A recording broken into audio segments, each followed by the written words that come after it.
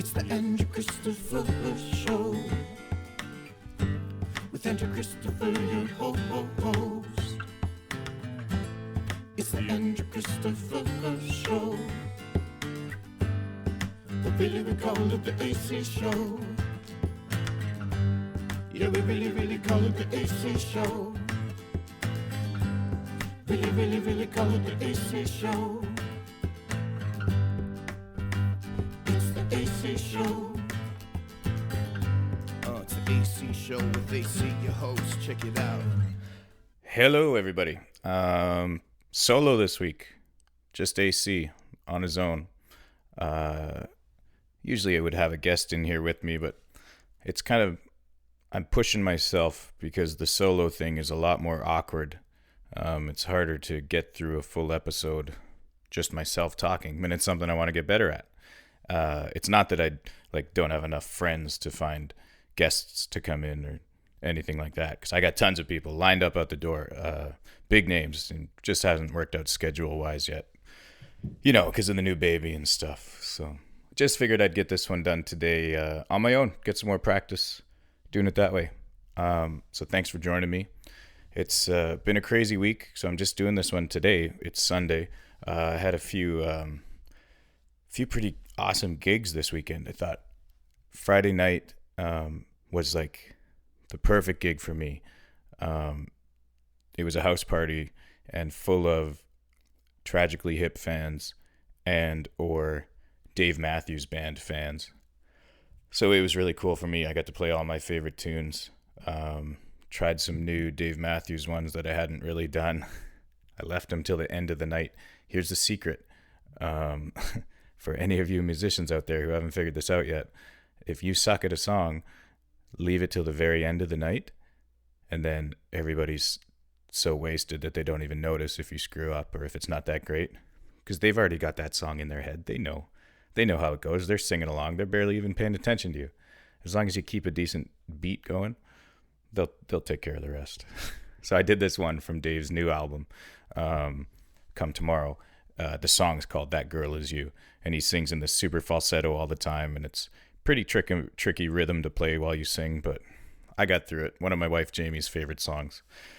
So I guess I got to play it for her now too, because I tried it there. But everybody loved it. It was so cool. And then another one that I don't really perform is an old traditional folk song that he covered sometimes. It's called Rye Whiskey, and I did that one. It went really well too. Everybody seemed to know it.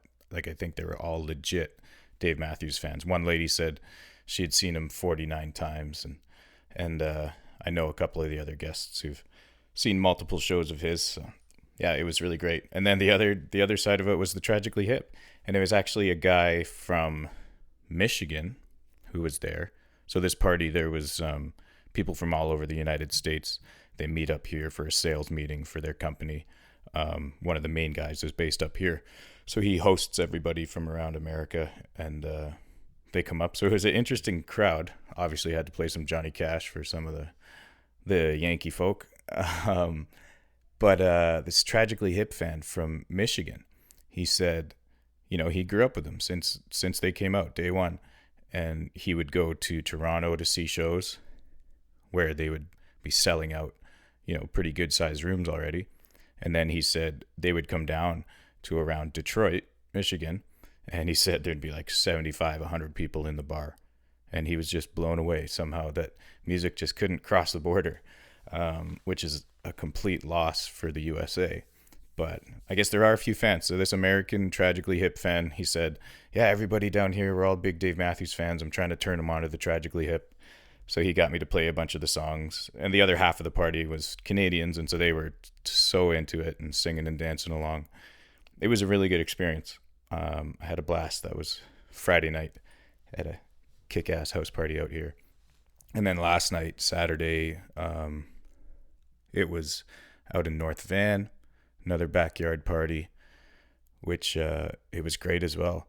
And if the voice sounds a bit hoarse, it's because I did multiple encores, pretty much a whole extra set on top of what I was supposed to do both nights. So feeling a little bit hoarse, but both parties took care of me well. So I was happy to play on. I got kids to feed, so I'll do anything for money kind of thing. But the Saturday night one was a bit different, just as cool. Like the party was just as crazy. There was a few more interesting characters there, and one guy who was getting on some people's nerves. He was just I don't know. He was out there. He was a younger guy, but he kind of came into a conversation between me and someone else, and then by the time he left, the other guy asked me, was like, "Do you know that guy?" And I was like, "No." And he was like, "I'm gonna punch him in the face if he comes and talks to me again." So one guy there was kind of stirring the pot a bit, but it ended up being a great night. Again, everyone just dancing all night, making great requests. The one funny one was, though, this lady was asking me, I don't even know what song I just played, but one of the typical crowd responses, or something people in the crowd say often if they're maybe had a few too many, or I don't know why they say it really, because everyone was already dancing at the time. And she was like, "Can you play something like faster, more dancey?" Dylan, you'll love this. We've probably talked about it on Between Sets before. It's like, "Can you play something just a bit faster, more upbeat, so we can dance?" And everybody's already dancing, like I said. And she says, like, "Oh, how about Mustang Sally?" And I was like, "Well, I'll do that one, but it's definitely not fast." If you guys can think of the song. And pretty much the main line is, "Slow that Mustang down." And that's the groove the whole song has, is this super slow, like, groove. And but obviously everyone kept dancing. Like I said, they were already dancing, but it made this lady happy to hear a nice chilled out groove of Mustang Sally when she asked for something upbeat and dancey. But you guys out there, we're doing our best to get you dancing, we promise. And sometimes you got to let it flow. Sometimes the BPMs go up, sometimes they come down, and it makes the highs higher and the lows more, a bit more special. So anyway, those were my couple gigs from this weekend. They were both awesome, great people. One was that sales meeting. Last night was a 25th wedding anniversary. So it was, it was a good weekend. It was long. I sang a lot, so I may have to clear my throat a few times. But anyway, something also very significant worked out well, that I'm actually recording this today, is the day my stepdaughter Jaden got diagnosed with leukemia. So a lot of you guys, Lily Jean's story gets a lot of attention, my daughter who passed away. And I don't really get to talk too much about Jaden all the time. And she's got a really, really unique and powerful story as well. As another kid diagnosed with cancer, and she's come out the other side. She's 11 years old now. So 8 years ago, she was 3 and diagnosed with leukemia, and Jamie and her family were in the hospital the same time that Lily and I were. So, and that's how we ended up meeting. I think I told that story. But I'm hoping Jaden will come on sometime. I asked her to come on the podcast because Haven, my 5-year-old, was on. She did a great episode, if you want to go back and check that one out. And I asked Jaden, though, and she kind of shied away and said no. She made an appearance on 1 or 2 of them, but she said she doesn't want to do a full episode. But hopefully she changes her mind, and we can talk a little bit about her cancer. She fought it like a champ. I'm very proud of her, and obviously we're so happy and lucky that she's still around with us today. It's not the fate for all the kids out there, but there is a good group like Jaden who come out the other side and keep fighting. It's pretty powerful. I don't get to say it enough to her, and hopefully maybe she'll listen to this one, and hopefully she'll come on. Otherwise, I guess I'll have to get her mom to come tell the story, because she was there. I wasn't around for that. Like I said, I was going through a treatment and stuff with Lily Jean, and Jamie and I hadn't even met. And then we met through the hospital, through our beautiful cancer kids, as we call them. And Jaden was just at Camp Good Times, which the Canadian Cancer Society puts on, and Jaden loves going there. So she was at camp for a week. Now she's been gone for a week up to her dad's place. And she finally admitted that she missed us and she misses her little sister, Haven. We were pretty happy to hear that because obviously they fight like sisters do. But she finally said that she missed Haven, and I think Haven's a pretty emotional kid, so she was really happy to hear that. And so were me and her mom. We're hoping Jaden comes back sometime soon. We haven't quite got it set up yet, but when she does, I'll ask her. And congrats, Jaden, again on beating cancer. 8 years ago today was the diagnosis, and yeah, what a kid she's grown up to be. I'll leave it at that for now. Yeah, this is going okay, going smooth so far. I've set up again downstairs in our spare room that's kind of got torn apart a little bit in the last little while. But I put up some soundproofing stuff that I thought was going to work. I don't know. I'm going to compare this one to one of my other podcasts, see how it's actually sounding. But yeah, not so bad so far. I told my wife I wasn't going to tell people this, but we're moving again. And the reason I wasn't going to tell anyone is because I'm so sick of moving and asking my friends to help me move. But our lease is up here, and yeah, we got to move again. So that's also going to be taking up a lot of time, starting to pack already. And yeah, that's why this spare room where I record is a bit of a disaster already.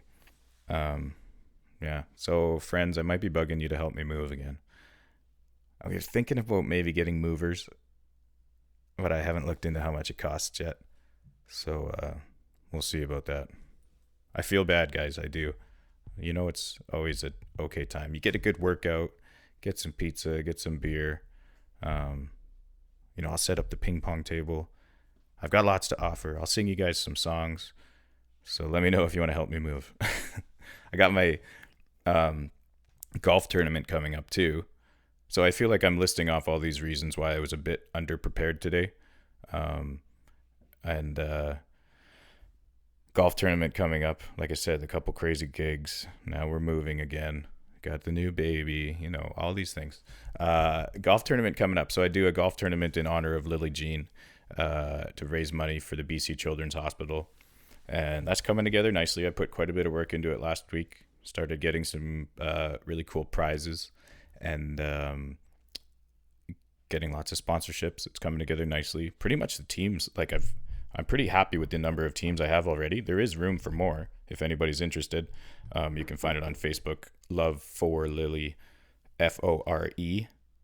See what I did there? Love for Lily charity golf tournament. And you can find some more of the details there. It's going to be a good day. I've come up with a theme of any sport but golf.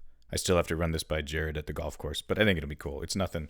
I'm a big golfer, so I feel like I know what should be allowed or what would damage a golf course. But we're going to do any sport but golf theme. So we're obviously still going to play golf in the traditional golf tournament idea. But I'm going to do all the mini games set up of other sports. And I'm going to ask people to dress up in anything but golf attire, like any sport but golf. And then we're going to do like a long ball competition. Like we're going to set up a baseball tee. And Jaden and her friend are going to come help out with this. From the South Surrey White Rock Thunder, '08. Woo! Go Thunder. These girls are actually incredible. It's getting really fun to watch. At 11 years old, they're playing pretty competitive ball. So they're going to come set up the tee, and we're going to hit wiffle balls off there and see who can hit the ball the furthest. I'm trying to get a basketball hoop there. Like, you know, one of those, they're pretty easily portable if you put them in a truck. So I'm going to try and get one of those there for like a free throw contest or maybe a 3-point contest too. Oh, yeah, that's a good idea. That could be fun. Because I know a lot of my buddies who come out, you know, they love all sports. So I feel like it would be a good idea. And then instead of the putting competition, I'm going to just have a hockey stick and an orange ball. Probably just the regular size holes, but just something different again, right? Make you do it with a hockey stick. And then maybe some kind of football toss thing. And yeah, a few ideas like that I thought would be kind of fun just to change it up a bit for everybody. And there's always lots of good prizes, lots of great food. My buddy James from the Gorilla Q food truck comes and does this like Southern barbecue, which is fantastic. So yeah, that's the Love for Lily charity golf tournament presented by Johnston Meyer Insurance Agencies Group, which is where my sister Michelle works. And they've been our title sponsor 2 years in a row now. So big shout out to them. I also got to last week spend a day on set with Ledger. As I mentioned, he's filming in a TV series. He's one of the. Is it still filming if you're in TV, or is it only if it's film? Interesting, hey. So he's acting in a TV series it's going into its second season as one of the main character's new babies. So he's putting some hours in already. It's really cool. So I went to the set with him. Jamie's been taking him all the time so far, but I went and got to be on set.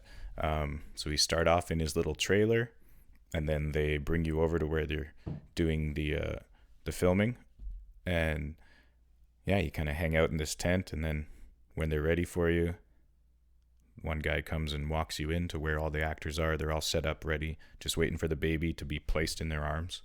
It's so weird. But so they're standing there. Jamie brings them in. I kind of walked in behind her for a couple times to get nice and close to the actors. Then you drop off the baby, and then you're out of there. Like, you're not really that close. You kind of walk to the other end of the house, so to speak, and you're back where like the director is, and watching through a TV screen, and they're in a completely different room.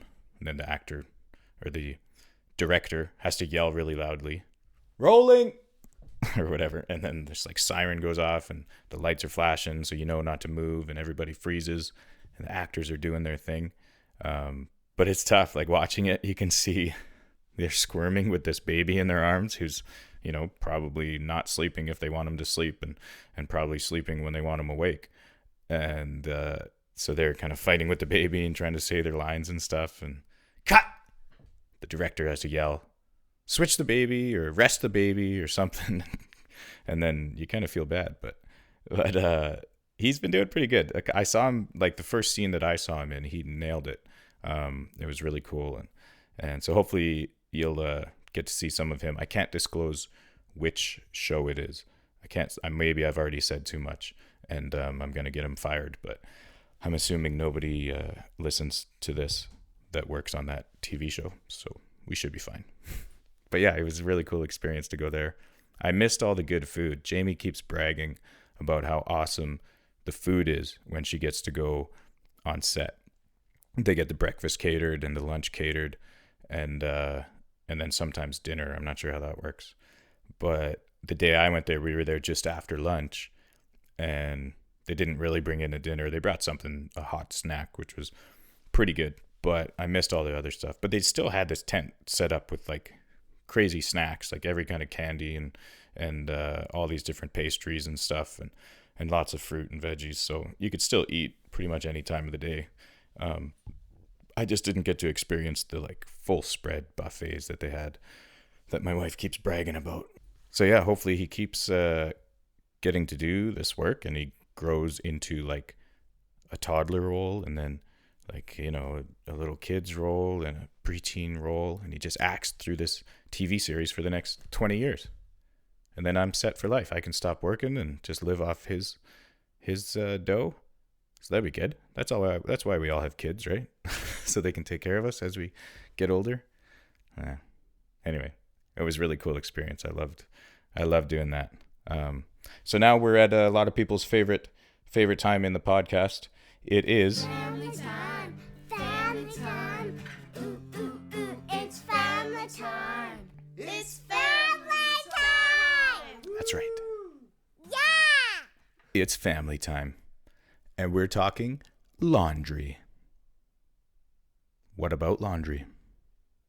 It sucks.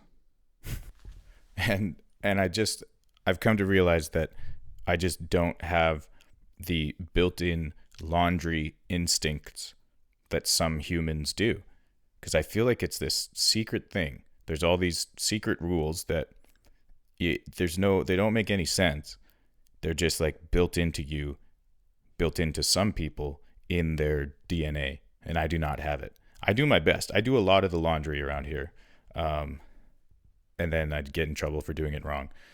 It's the whites. I don't know what. So I guess, yes, I know you're supposed to wash whites together. And then Jamie's like, well, why didn't you do the whites? And I'm like, well, there's 2 white shirts. And she's like, well, you can put this stuff with that and this stuff with that. And I'm like, well, those aren't white. And she's like, well, just think of it as like light colors. And I'm like, okay, so colors are okay as long as they're light. And then she's like, well, no, they can't really be colored. But if they're light colored, then you can put them with the whites. And I'm like, okay, I'm going to try and figure this out. But then it's like, there's the writing on there that's like obviously not light colored. So I don't know if it's like a white t-shirt with red letters. Can that go in there? I'm like, do the letters leak onto the other stuff too? And then, cause if you're only doing like whites, you don't have enough for a load of laundry. And I'm not going to put 3 or 4 things and put a whole load on. It's not cheap doing laundry. I'll tell you that much. So the whites always just sit there, and I can't figure out what is allowed to go with whites. One of these secret things that some people know, and I just don't. And it cannot be explained to me. If you know how to explain it, let me know. But I feel like you're still going to get me in trouble next time I do the laundry. And then the other secret to it is obviously the shrinking of clothes. What can go in the dryer, what cannot go in the dryer. And again, I have no fucking clue. I've tried to figure it out. Jamie's tried to explain it to me. She says, these sweaters cannot go in the dryer. I'm like, okay. These ones can. I'm like, okay, got it. So I start doing that. And then she's like, well, just put that one in the dryer this time because I need it really quickly. I'm going out. I'm like, but you said you can't put it in the dryer. She's like, I know, but it's fine. This one you can put in the dryer. I'm like, okay, so this one of the ones that I'm not allowed to put in the dryer can go in the dryer, and these ones can still go in the dryer. And then one of those ones that can go in the dryer shrinks, and I get in trouble for shrinking her sweater or whatever the heck it is. And the kids' clothes, it's all these different things. I guess it's like if it's made out of cotton or something. But again, that's not the only rule. There's other freaking whatever fabrics the clothes are made out of, and she's like, make sure you don't put those ones in, and make sure you have to put these ones in. And I'm just so overwhelmed. Again, if you can help me figure out what shrinks, what doesn't, if there's like a black and white rule, let me know, because I'm struggling here. And like I said, it's just not built in. I do my best. I do a lot of it, and I guess I just do it wrong. Sorry, babe. Trying my best here. Yeah. Lastly, take your underwear out of your pants. If I'm doing all this laundry, it's the kids, and maybe this is TMI, but take your freaking underwear out. I saw one of my friends who's a stay-at-home mom, and she posted something about this. It was a great meme with a pair of underwear like stuck in the pants because they just take them both off at the same time. It's like, come on, we're grown-ups here. Take your underwear out of your pants. Otherwise, it's just gross. It's not going to get washed properly. So that's it. That's the end. Bye. Family time. Just the end of family time. I'm still going to talk for a little bit more. It's family time. Yeah. There you go. Family time. And now it's Facebook time. I put it out there this morning that I was doing the solo podcast and what should I talk about. And there were some good ones, some that I won't be able to do, something I just want to read. I'm going to start with that one. My friends Carly and Brendan Woodruff, who you may know from Woodruff Music, or Carly from Lavender and Lily Handmaids, this great little boutique kind of clothing shop. They do custom stuff for kids. You should check it out. But so on my status where I asked what I should talk about, Carly starts off saying, do a review on all the different corn stands. And Brendan replied, viral podcast of the year right there. And Carly says, around the cob, straight up and down, attach your corn to a drill and eat it really fast. Do you use salt, sea salt, kosher salt, half salt? Dip it in hot Cheeto dust? These are kind of going back and forth between Brendan and Carly. I don't know where this came from. And Brendan says, boiled versus barbecued? Who has the juiciest corn? Squeeze a cob of corn from each farm into a cup and see how much juice there is. What's your opinion on people who cut their corn off the cob? Well, they might as well buy it in a can. Do you use a toothpick after you eat corn? Do you get up and floss right away? Or do you suffer the consequences and wait until bedtime to get the shrapnel out of your teeth? I hadn't actually read that one. Have you ever saved the corn hair and made a wig? And so finally I interjected and asked, are you guys sitting right beside each other right now? And because I think they're at the Chilliwack Fair, the Agri Fair in Chilliwack. Carly has a booth for her boutique and trying to sell stuff there. So I called him out on it anyways. I just thought that was completely random and kind of funny. Bobby asked me to talk about growing up because so last night I was at the party, and when I had finished, the owner of the home came up and challenged me to a keg stand. And I like to party, but I said no. And I was very surprised at myself. But I knew I had to drive home, obviously, so I couldn't really do a keg stand and then get behind the wheel. But then it was just one of those moments I was like, man, I'm getting old. I'm growing up. And so Bobby said, well, you should talk about growing up. And that's about it. I don't really want to grow up, but I guess I'm a bit more responsible now. I think you can still be responsible without completely growing up. As you probably heard on a few of these podcast episodes, I enjoy a bit of immaturity at times. It's nice. Someone also asked if my podcast had a theme, my friend Sydney. And I was like, well, no, not really. 'Cause if I had a theme, then I would know what to talk about. But anyway, so the corn thing was pretty amusing. Thank you, Brendan and Carly, for that. It filled another minute and 15 seconds on here. My mom says I just talk about peer pressure. It's a great thing. You got to have peer pressure in the world. Otherwise, you don't learn how to say no. So you got to have those people pressuring you. You make some mistakes, then you learn from them, and eventually you get strong enough to say no. It's a very important part of our world. Anyway, there you go. There's a bit of Facebook time for you. You guys know how I love my Facebook. Here's a weird one. When you're in the shower, so maybe you haven't noticed this yet, but I have a lot of things going on in my head at once. And so when I'm in the shower, doing my thing, lathering up, soaping, washing, nice visual there for some of y'all, I often forget if I have washed this part of my body or not. And I feel like I do the right thing, and I would hope everyone else out there does it. And I just kind of, if I'm not sure, then I just like rewash everything. But I feel like there would be maybe some people out there who would go the other way and kind of assume they had washed that part of their body. And it could be whatever. I'm not talking anything weird. Well, it's not weird. I'm not talking, private parts.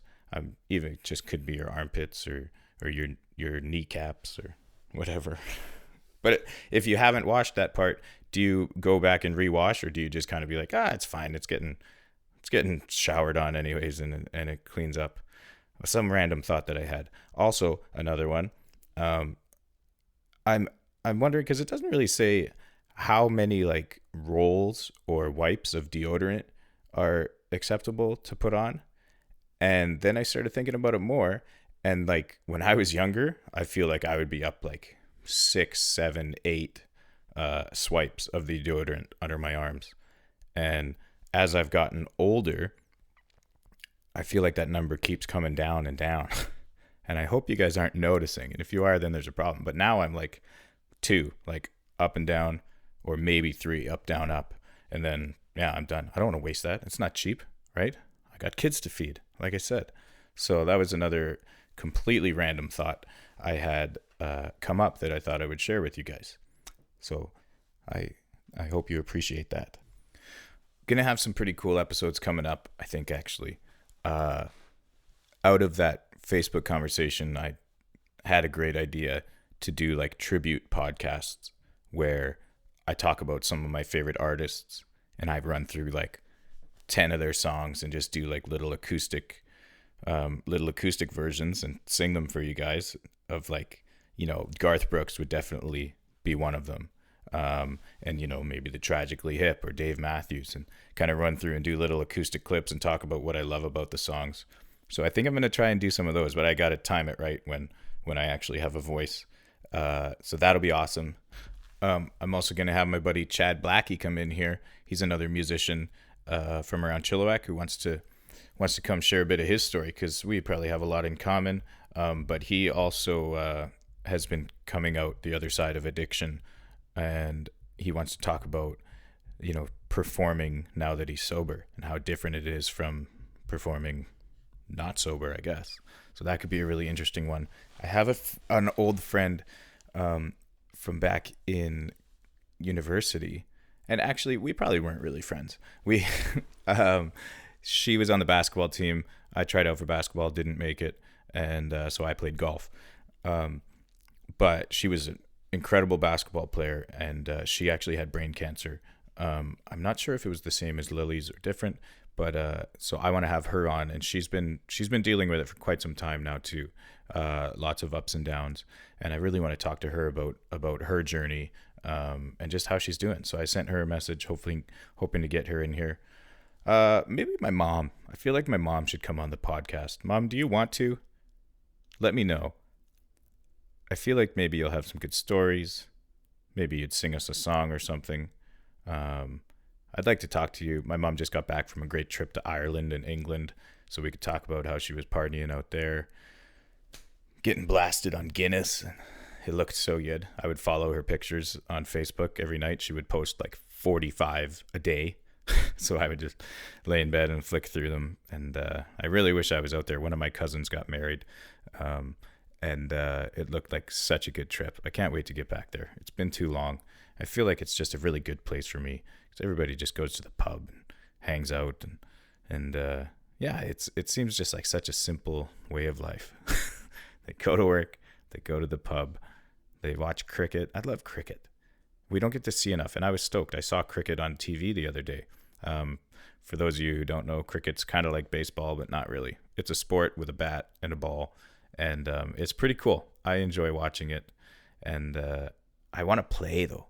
I know there's a few leagues around here and stuff, but they're kind of tough to get into, I think, and well, just for me, scheduling wise, I don't get to do too much of that kind of stuff. I'm finally going to play baseball tonight, so I play slow pitch. But I messed up my hamstring really bad a few months ago, and so I've been resting it and slowly starting to get the strength back. So I'm going to give it a try tonight. I won't be going 110%, but nobody likes that guy in beer league anyways. So I'm going to give that a try. Listen next week. I'll let you know how the slow pitch games went.